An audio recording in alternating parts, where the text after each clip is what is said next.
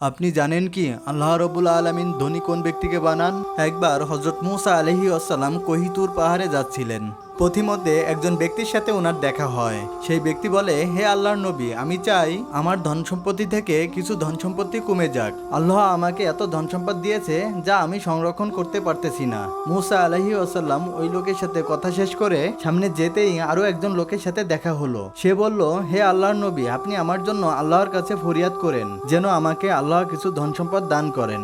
আমার কাছে তেমন কিছুই নেই। যখন মুসা আলাইহি আসাল্লাম কৈতুর পাহাড়ে গিয়ে এই দুই ব্যাপার নিয়ে আল্লাহর সাথে কথা বলেন, তখন আল্লাহ বলেন, যে ব্যক্তিকে আমি ধন সম্পদ দিয়েছি তাকে বলো আমার শুকরিয়া আদায় করা বন্ধ করে দিতে, আর যেই ব্যক্তিকে আমি কিছুই দেইনি তাকে বলো প্রতিনিয়ত আমার শুকরিয়া আদায় করতে। মুসা আলাইহি আসাল্লাম ফিরে এসে উভয় ঘটনা দুই ব্যক্তিকেই বললেন। ধনী ব্যক্তি বলল, আমি কেন আল্লাহ তাআলার শুকরিয়া আদায় করা বন্ধ করব যে আমাকে এত কিছু দিয়েছেন? আর গরিব ব্যক্তি বললেন, আমার কাছে তো শুরু থেকেই কিছুই নেই, আমি কেন আল্লাহর শুকরিয়া আদায় করব?